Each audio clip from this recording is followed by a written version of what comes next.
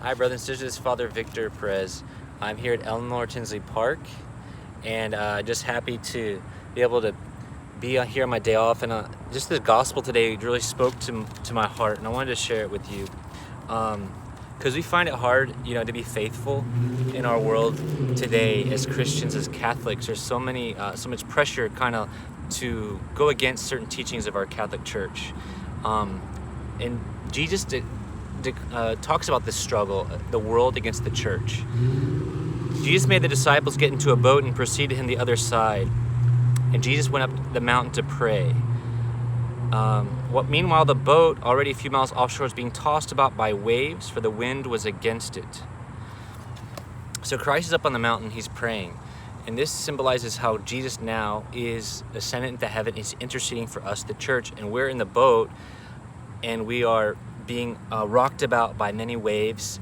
And just think about the church throughout the years. Christ must have been praying at that point for the church, thinking about all of us and all the church would have to go through throughout the years. So there's been martyrdom, even now martyrdom against Christianity in different countries throughout the world. There's persecution.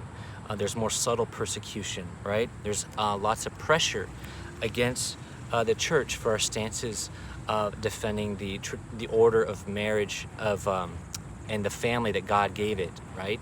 The nuclear family, and or the gospel of life from conception and natural death, which includes our equality, right? Throughout, no matter what race you are. And so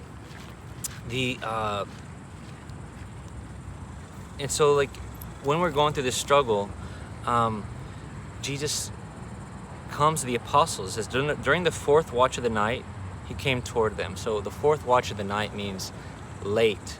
I mean, really like almost early in the morning. So it's after a long time. Basically, the second coming is going to happen in the fourth watch of the night. Christ will come to us.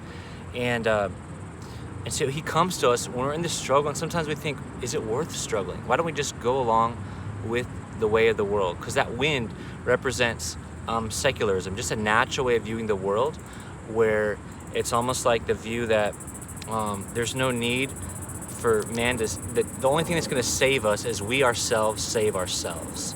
So while there's a good place for politics and sticking up for justice, we don't put our faith in it to save us, right? New laws are not going to save us, right?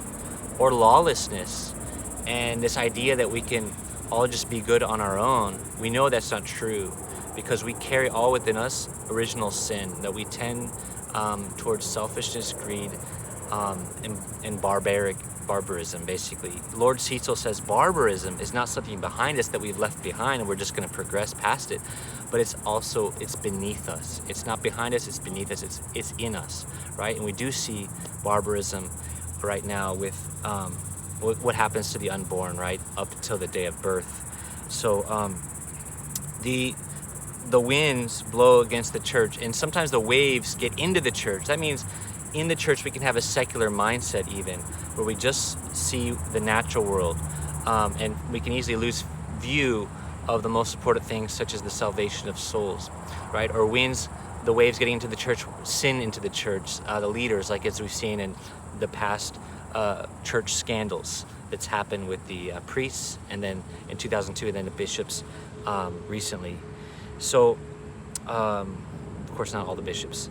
Now, I wanted to just that Christ assures us in this struggle, it is I. Yes, it is him. He comes to us in this struggle against the waves and the pressures of the world. It is I. So he is with us in this struggle. It's because of him that we can't just change our teachings to suit the world, even though it'd be a lot easier to get along with the world and baptize whatever the world says, and put on a holy exterior. But instead, we have to be faithful to Jesus. And so when we have to not just be afraid, we have to get out of the boat, not be afraid. We have to continue to say the truth, and with love, and to keep going, carrying on the mission of the church. Even in these COVID times, we're not up to full capacity. We continue to do the mission that Christ sent us to. Go to all nations, baptizing them in the name of the Father, Son, and the Holy Spirit. Proclaim, teach them all that I have taught you, right? So the church teaches. Christ taught. There's truth. There's dogma. There's things that we have to know. He's true God and true man. He's the Son of God who became one of us, who came into the depth of our misery and pain and sufferings, and he became one of us, and he even took death upon himself. So death is not the end. So we cannot be afraid. We have to walk to Christ. Like Peter, Peter said, if it is you, Lord, when he comes walking on the water, Jesus does, if it is you, Lord, I will come to you. Command me.